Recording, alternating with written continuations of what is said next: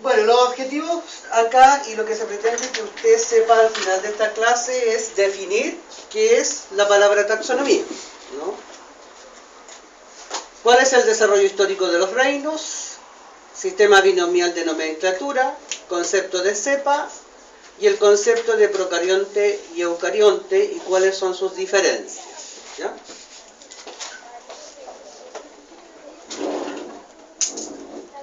Aquí tenemos, en cierta forma, lo que significan estos tipos de palabras. Bueno, la palabra taxonomía significa ordenar, ¿no? Taxis, ordenamiento, nomos, norma, es decir, disposición ordenada de las unidades en el estudio. Y cuando las dueñas de casa clasifican dentro de la despensa, ¿no es cierto?, los diferentes tipos de cereales, ¿no es cierto?, conservas, etcétera, etcétera. Para entender la microbiología nosotros tenemos que tener, ¿no es cierto?, una disposición ordenada de las unidades que vamos a estudiar. Y posteriormente la nomenclatura, que significa nombre, dar un nombre a lo que yo voy a estudiar. Por lo tanto, es un sistema utilizado para asignar nombres. Por lo tanto, aquí tenemos un sistema binomial de clasificación para la bacteria que yo le había señalado hace un momento. Escherichia coli. La primera siempre es con mayúscula, por favor, y va a denominar al género al que pertenece. En el género pueden haber muchas especies de Escherichia coli. Especie coli. Y además le agregan un apellido, ¿no? Escherichia, género, especie, coli. ¿Ya? Por lo tanto, está escrita con cursiva, siempre. Siempre con cursiva. Ahora, si usted no tiene cursiva, subraya. Eso es nomenclatura internacional, no es que lo esté diciendo yo. Para yo proponer una especie nueva a la comunidad científica mundial, tengo que introducir en un género a la bacteria que yo estoy estudiando y posteriormente en una especie determinada, ¿me entiendes? Y la tengo que escribir con cursiva. Bacillus, por ejemplo. La palabra bacillus, vacilar significa una forma de bastón. Bacilo. Si tiene el apellido subtilis, significa que es una bacteria sutil, ¿no? Para aquel que la descubrió, una bacteria de tipo sutil y le puso subtilis, especie subtilis, género Bacillus. Especie Serius, pero también pertenece al género Bacillus. ¿Por qué Serius? Porque al sembrarlo, las colonias, ¿no es cierto?, se ponen brillantes igual como la cera. Por eso la denominó Serius. Viene otro que aisló a esta especie, Stenothermophilus. Termo significa calor, philus atracción. Por lo tanto, esta bacteria, Bacillus Stenothermophilus, quiere decir que viene en un ambiente en donde la temperatura es alta. Fue aislada de un ambiente con la temperatura elevada. Y Bacillus ácido caldarius quiere decir ácido de un ambiente ácido, de pH bajo, más con una elevada temperatura. ¿Sí? Así es más o menos para que usted... ¿Por qué coli? De colon. Fue aislada del colon. Coli, ¿no? ¿Se entiende? ¿Sí?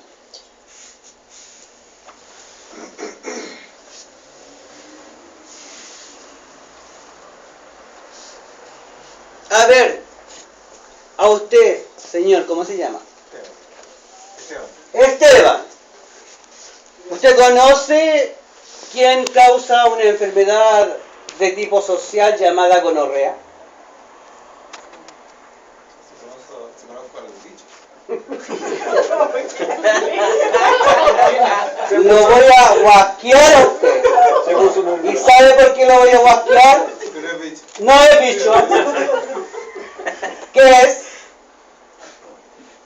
Microorganismo.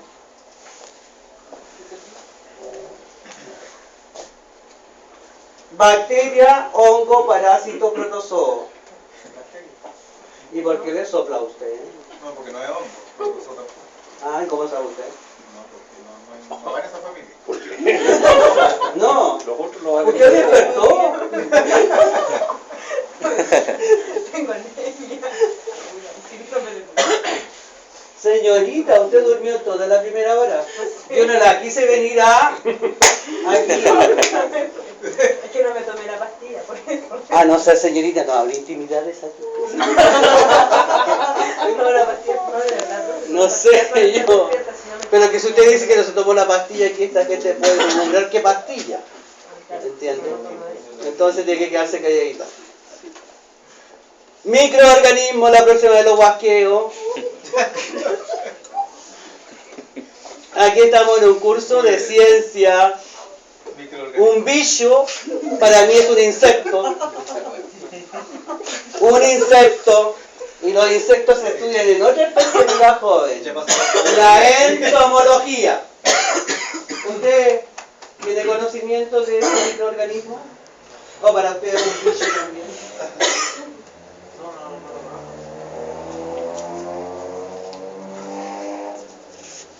No conocen. ¿Quién produce la Neisseria gonorrhoeae? Neisseria gonorrhoeae se llama.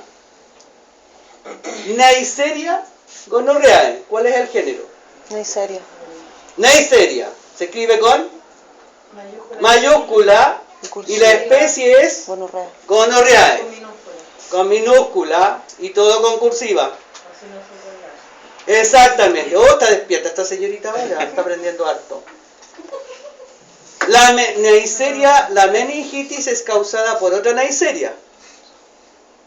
Neisseria, pero especie meningitis, que tiene afinidad por las ¿me entiendes? Entonces así se van categorizando los microorganismos. No bichos.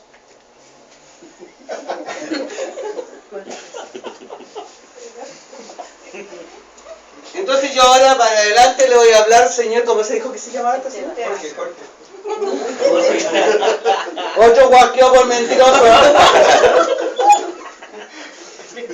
Ya, esta es la clase más No, si yo me estoy riendo, pero lo que pasa es que si no te guasqueo, porque aquí no voy a ir a decir después como veterinario, le voy a bailar los bichos. Tiene un problema de personalidad. Ya. Cuando comenzó el proceso de la clasificación de los seres vivos, aparece este señor que se llama Linneo, entre el año 1707 y 1778, en donde él dice que hay dos reinos, el animal y el vegetal. Dice, esto es verde, es una planta, y esto es un animal porque tiene características diferentes, o sea, lo vio en base a la parte externa o fisonómica. Entonces, él dice, esto es una planta, esto es un animal. Punto. Dos reinos. Entonces, ¿qué es la taxonomía? Dice, descendencia fértil y características definidas observables. Todo individuo que caía ahí tenía que tener una descendencia fértil, y de características observables. Por lo tanto, para diferenciarnos, ¿cierto?, en dónde podía caer en su clasificación. Había un problema, sí, porque ¿dónde caerían los organismos unicelulares? Aquellos que tenían reproducción asexual. Muy pocas características observablemente directas, porque en aquella época recién se estaban descubriendo que algunas estructuras no tenían reproducción sexual, sino que se reproducían asexualmente. Porque las bacterias no tienen reproducción sexual. Se dividen por fisión binaria, y eso es una reproducción de tipo asexual. Las levaduras, por gemación, asexual. Los hongos tienen de las dos. Y habían organismos unicelulares, como los protozoos, por ejemplo, las amebas. Entonces, hubo un problema en relación a ese tipo de situaciones y los taxónomos tuvieron que empezar a clasificar en diferentes tipos de estructuras. Entonces, aparece el concepto de especie y de cepa. La unidad básica o grupo en todos los sistemas de clasificación de organismos, incluidos los microorganismos y no los bichos.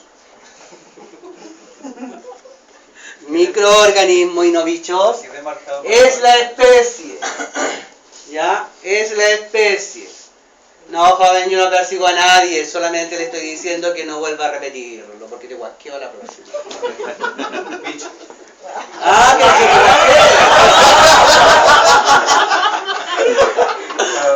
se puso goloso este gato. ¿Se da cuenta usted, señorita? ¿Usted es señorita o es señora? Señora. Señora. Entonces, del latín aspecto o la forma que tiene la estructura, ¿ya? Una especie puede ser definida entonces como una colección de cepas similares. Cepas similares que difieren lo suficiente de otro grupo para asegurar su reconocimiento como unidad. Entonces, cuando yo introduzco en un género varias especies, quiere decir que ellas tienen características similares, pero que algunas de ellas las diferencian, no todas. ¿Sí? Cepa es una variante genotípica. ¿Qué significa genotípica? Un gen determinado. O sea, que cambia la... No cambia. ¿Por qué está comiendo chicle usted en mi clase? Yo dije en la primera hora que estaba prohibido, igual que los celulares. Usted llegó atrasado. Será digno de huascazo otra vez también usted, pues. Así que, bótenlo. Cepa, genotípica de una especie, que está marcada por un gen determinado. Es decir, ese gen expresa una característica que la diferencia de otra especie que no expresa ese gen. Pero que las características generales como estructura general la hacen incluir dentro del mismo grupo, género Escherichia. ¿Entiendes? Que tienen la misma secuencia genética o clones. Entonces, ¿qué es lo que se hace en un nivel de clasificación? La menor clasificación que usted tiene es la especie. Vean, sigamos con la coli, por ejemplo. Escherichia coli.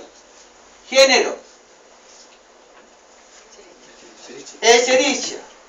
Especie. Coli. Familia. Aquí ya empezamos a... Bacteria. No.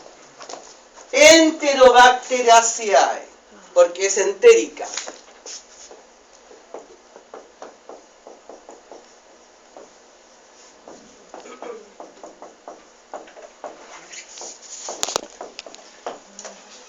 O enterobacteria o enterobacteriaceae. Y seguimos para adelante el orden, clase y división, que eso lo vamos a ver después. Y reino, que es el mayor, pero ahora este no es el mayor. El mayor es el dominio. Está por sobre el reino, cuidado con eso, porque se lo pueden preguntar en esa prueba que usted tiene que contestar. El mayor nivel de clasificación de los seres vivos es el dominio. Después viene el reino. Y de ahí para abajo, ¿ya? ¿Y como reino se incluye el reino fungi? Pero vamos por partes, tranquilito. El reino fungi es otra cosa. Porque los hongos estaban incluidos dentro de las plantas. Sí. Y los hongos no realizan fotosíntesis. No. Por lo tanto, tuvo que sacarlo y crear un reino aparte. Aquí tenemos entonces algunos grupos taxonómicos mayores. En el grupo de los Gracilicutes, se van a incluir todas aquellas bacterias que a través de una tinción que se llama la tinción de Gram, que ya vamos a explicar más adelante, no se me adelante, dan la característica de ser gram negativas. Todas las bacterias gram negativas usted las va a ver en el microscopio de color rosado. Eso es lo primero que le voy a decir y después vamos a explicar otras cosas. La segunda división serían los Firmicutes, en donde se van a incluir todas las bacterias que bajo una tinción de Gram dan color violeta oscuro. Por lo tanto, son bacterias, pero la tinción las diferencia. ¿De acuerdo? Pterinicutes, todas aquellas bacterias que no tienen pared celular. Siendo la pared celular una estructura importante para la bacteria. Pero hay un grupo de bacterias que no la posee, que son los micoplasmas. Y las arqueobacterias, que son unas bacterias que se descubrieron, bueno, que se empezaron a estudiar por allá por la época de los 1980 fundamentalmente, que habitan ambientes extremos, es decir, extremófilas. Porque tienen compuestos atípicos en su pared celular y membrana. ¿Cómo se fue haciendo este tipo de clasificación? Fundamentalmente observando, mirando y últimamente a través de la genética molecular, ¿no? Y así se fueron ordenando los microorganismos en esos 4 grupos taxonómicos mayores. Entonces, la taxonomía debe definir un sistema de clasificación que refleje lo mejor posible todas las similitudes, así como todas las diferencias del grupo. Aquí todas son bacterias, por favor, todas, ¿ya? Pero dentro del grupo de bacterias hay diferencias. Lo mismo que aquí con todos ustedes son alumnos, pero entre ustedes no son iguales. Hay diferencias. ¿Me entiende? Entonces, esta bacteria es gram negativa, a pesar de ser bacteria, pero que tiene una característica diferente. ¿Me entiende la idea o no? O sea, hay características fenotípicas que a pesar de que ella es señora, ¿usted es señorita? Pero ella tiene el pelo, y usted tiene el pelo lila, y usted lo tiene castaño, y la señorita morena yo también supongo. Entonces, sí, pues, morena.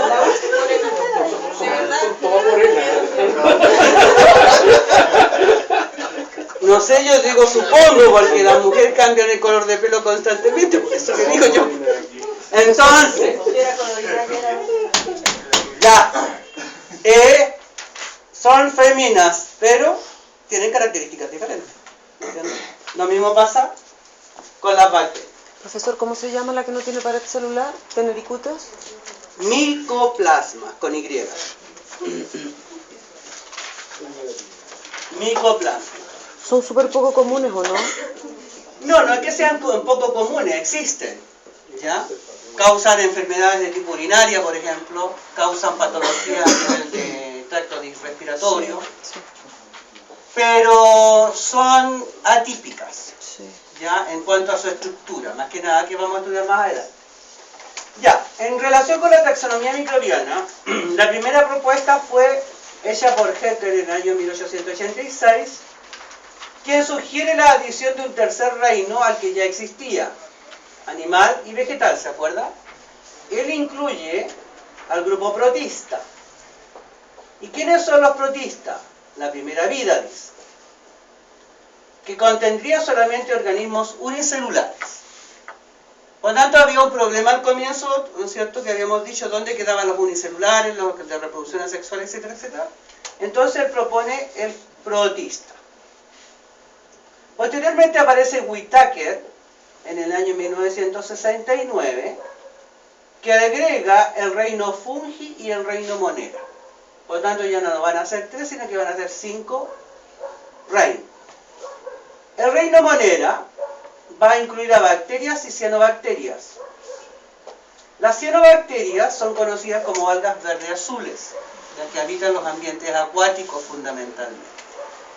¿Cuál es la diferencia? Que la cianobacteria tiene las características de la bacteria, pero tiene producción primaria, es decir, tiene cloroplastos. Y por lo tanto realiza un proceso que se llama fotosíntesis. El reino protista va a incluir a algas y protozoos, ¿ya? Y el reino fungi, levaduras y hongos filamentosos. Y ahí tendríamos los 5 reinos que se conocen hasta la actualidad, pero que posteriormente, ¿no es cierto?, otros autores ya definieron como 2 tipos de dominios.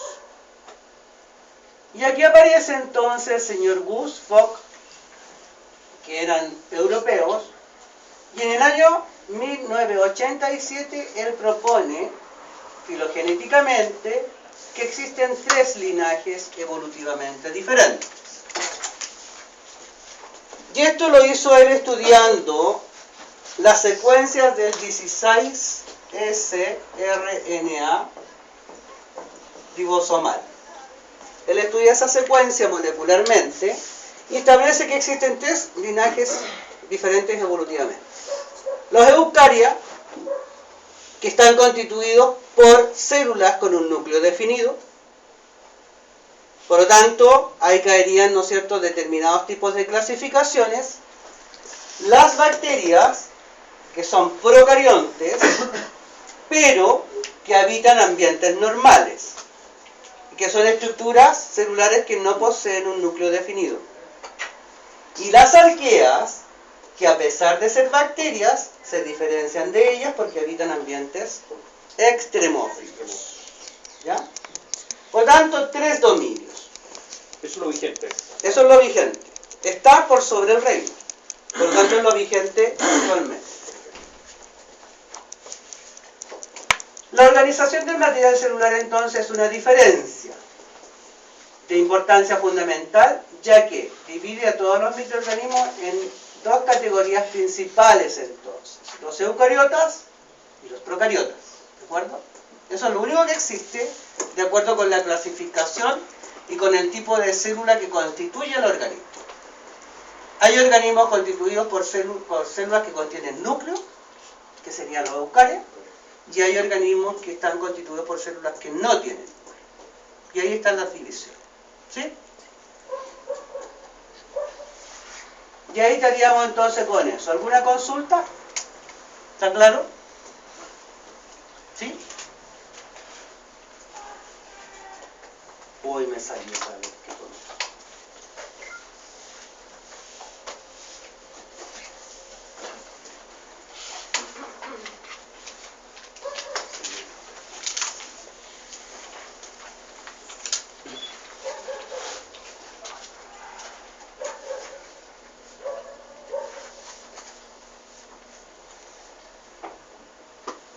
¿Qué pasaje va a pasar?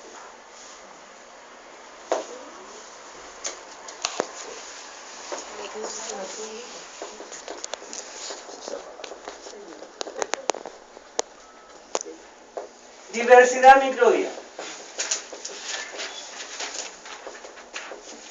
Y vamos a conocer aquí los factores que generaron la gran diversidad microbiana actual, reconocer los integrantes de los dominios filogenéticos que ya habíamos señalado anteriormente, y comprender y reconocer la diferencia entre taxonomía y filogenia.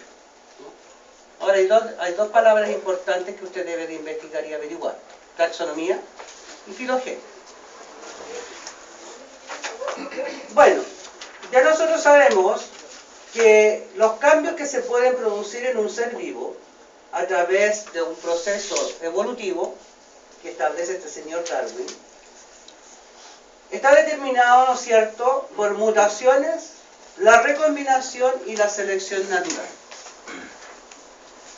Filogenia, entonces, nueva clasificación a partir de los estudios de las secuencias del RNA en 3 linajes evolutivamente diferentes. Recuérdense usted que habíamos dicho cuáles eran los linajes: arqueas, bacterias y eucarios. Sin embargo, este señor establece que la mutación, la recombinación y la selección natural conllevan un proceso evolutivo. ¿Qué es una mutación? Una mutación es un cambio en la secuencia de bases del ADN. Anote ahí, por favor. Es un cambio en la secuencia de bases del material genético. Por lo tanto, cualquier cambio en la secuencia de bases le va a dar a usted un cambio en una proteína que posteriormente se forme. Y eso tiene que ver con la recombinación. Recombinación, intercambio de material genético recombinante y la selección natural que va a estar presionando sobre esa estructura. ¿Me entiendes? Porque hay situaciones en cuales los individuos no se adaptan y simplemente desaparecen. Por tanto, eso conlleva a esto que se llama la famosa evolución. Por tanto, hay una variación genética a partir de un origen común. Y el origen común sería mutación, recombinación y selección natural, que estarían efectuando un cambio en el individuo. Y eso va a llevar al proceso que se llama filogenia. ¿Por qué? Porque la pregunta es, ¿cómo aparecieron las arqueobacterias? ¿Por qué nadie las había descubierto hasta los años 80, por ejemplo? El mar muerto, por ejemplo, ¿por qué le denominan muerto en Israel? Hasta que un señor, ¿no es cierto?, dijo, voy a tomar una muestra de agua del mar muerto, a ver si están muertos y no hay vida. Y encontró vida. Protozoos, algas y bacterias. Por tanto, si había vida, no es muerto. Por tanto, en ese mar, que denominan muerto, hay reciclación de la materia orgánica, porque de lo contrario no podría subsistir. Entonces, bajo esa condición yo estoy hablando de qué organismo puede vivir a una concentración de 360 gramos por litro de agua de cloruro de sodio. Usted no. Imposible. Entonces, tendrían que haber sido microorganismos que se adaptaron a esa condición bajo eso que está ahí. ¿Cuál es la presión selectiva que ejerce el ambiente sobre esa bacteria? El alto nivel de sal que existe. Porque no todos los microorganismos van a subsistir en esa condición.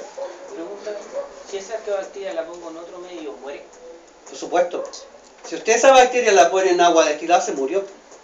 Porque no es su medio. No está adaptada a esa condición. Es lo mismo que si yo lo tomo a usted ahora y lo pongo en el centro del salar de Atacama, del salar del Sahara. O usted se adapta a esa condición, o se murió, lamentablemente. Así es la vida de acuerdo con lo que dice el señor Darwin. Entonces, taxonomía y filogenia. La taxonomía dice especie, género, familia, orden, clase, división, y ahí está el dominio. ¿De acuerdo? Dominio, eucaria, arquea y bacteria. Y la filogenia dice tribu, clan, génesis, origen. Dice eucaria, organismos constituidos por células con un núcleo definido. Arquea más bacterias. ¿Por qué? Porque las arqueas son bacterias. Pero se diferencian en que ellas viven en ambientes extremos y estas en ambientes que nosotros consideramos normales. Sin embargo, ¿en dónde encontraría usted mayor diversidad de especies? ¿Aquí o acá? La bacteria. En la bacteria dice aquí, ¿cómo te llamas tú? Pamela. Pamela. ¿Qué dice usted? ¿Por qué? Fundamenteme. Un ambiente más... que casi todos vivimos en este ambiente, no son tan extremos. No da temperatura, tampoco mucho frío. ¿Usted está de acuerdo? No estoy segura, pero en la arquea yo creo que sí hay muchos ambientes extremos y que van colonizados. Pero hay mayor diversidad o menor diversidad de especies. Eso es lo que quiero que nos Creo que diga. hay mayor diversidad, estoy segura. ¿Ah? Arquea creo que hay mayor diversidad. ¿En la arquea? En arquea, ¿Usted? tengo la duda, no sé. Yo creo que en bacterias hay mayor diversidad. Bacteria. ¿Por quién vota usted? También me la juego por bacteria. Sí, aquí hay una mayor biodiversidad de bacterias. Y aquí fíjese usted que encuentra solamente 13 en general. Halófilas, que son amantes de la sal. Termoacidófilas, que viven en ambientes extremos y con altas temperaturas. Y metanogénicas. 3 solamente. Y acá, una gran biodiversidad. Entonces, no me pregunte de famosos acentos comunes, Porque ahí ya llegamos a la filosofía de la ciencia, ¿no es cierto? Y la gente empieza a meterse en la religión y cosas por el estilo, y yo no me voy a meter en eso. Filogenia es diferente de taxonomía. ¿Sí o no? Tipo, todo lo que hemos estudiado hasta ahora. Genético, diferente de fenotípico. Esto se basa fundamentalmente en lo que yo veo, ¿de acuerdo? Porque ¿qué es lo que hizo Linneo al comienzo? ¿Cómo hizo taxonomía Linneo? Observando características fenotípicas. Este es animal, este es vegetal. Punto. La filogenia no, la filogenia va a lo genético. Por eso que se estudia esto, y esto es genético, porque esto es biología molecular. Y lo genético y la biología molecular definen que existen estas tres nomás, que son eucaria, arquea y bacteria. ¿Sí? ¿Está claro? ¿No hay dudas? No vaya a preguntar yo la próxima semana y usted me diga que no sabe. ¿Eh? Si no, sacaré la huasca. Y la huasca será que usted me cierre la puerta por fuera. Así que desde ahora hay que estudiar capítulo 1, señor Carlos Cuanto, señor Zúñiga. ¿Y usted me está filmando? Ah, porque yo dije voy a aparecer en la tele después, oye, mira, ¿te das cuenta de este señor? Yo le dije la camarógrafa, usted de algún canal de la duda. ¿Cómo se llama usted? Capítulo 1, don Alejandro, la próxima semana completo. ¿Usted? ¿Qué capítulo? Uno completo. Todos tienen que traerme el uno completo. Más el capítulo donde se habla de esto. Usted tiene que buscar filogenia, tiene que buscar taxonomía dentro de lo que es el libro. ¿Ah? Todos los libros, señores, tienen un índice analítico. Y el índice analítico tiene la palabra filogenia y dice en tal página se encuentra. Taxonomía, en tal página se encuentra. Así que ahora usted tiene que invitar a Brock a que lo acompañe a usted, pero no antros de perdición. ¿Eh? ¿Usted sabe lo que es un antro de perdición? Aquí en Santiago hay muchos.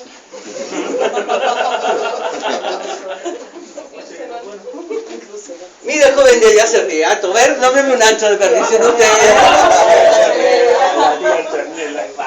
Hay varios, ya. No, yo no vengo a antros de perdición a Santiago, joven. Se ha perdido la mitad. ¿Me perdí la mitad de qué? Sí, la mitad suya se ha perdido. Qué pena más grande. Mira este, ¿ves? No invité a Broca a esos antros porque si no, no va a estudiar nada, pues, oiga. Un antro de perdición en donde usted va o le pasan la mano y le inyectan la furundanga, ¿esa cómo se llama? ¿Cómo se llama la droga esa? No, la droga. La nueva droga es esa que a usted le pasan a rozar y lo dejan lona. La furundanga. Pero eso me hizo Tenga cuidado, señor. Mire que ese caballero, ya, dominio bacteria. Comprende muchas ramas con diversas propiedades fisiológicas. Por eso que decíamos recién que existe una gran biodiversidad de bacterias dentro del dominio bacteria. Bueno, y ahí salen con su cuestión de que las bacterias centrales dieron lugar a bacterias actuales, ¿no? Todo proviene de algo que ya ha sido con vida. Lo importante que usted debe de recordar acá es que las bacterias desarrollan la capacidad de utilizar las enormes y diversas fuentes de energías de la naturaleza. Entonces vamos a tener dos grupos fundamentales: bacterias de tipo heterotróficas, que utilizan compuestos orgánicos como fuente de carbono y energía, heterotróficas, con H por favor, y las bacterias fotosintéticas o autotróficas.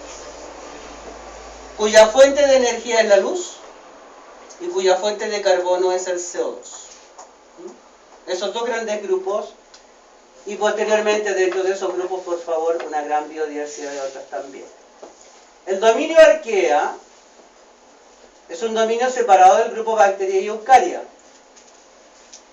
Sus propiedades fisiológicas, dice, están relacionadas con su historia evolutiva primitiva, temperatura alta, atmósfera anóxica, anóxico significa sin oxígeno, ¿ya? Por eso que se agrupan en tres grandes categorías: metanogénicas, halófilas y termoacidófilas. Los eucariontes descienden De los procariontes. Es que eso se dice en el árbol, no tienen diferencias ramas. Hay una central común y después se divide las ramas. La rama que está más cerca de los eucariontes son las arqueas, más que los procariontes. Los procariontes se alejan un poco, si hablamos en términos taxonómicos y filogenéticos.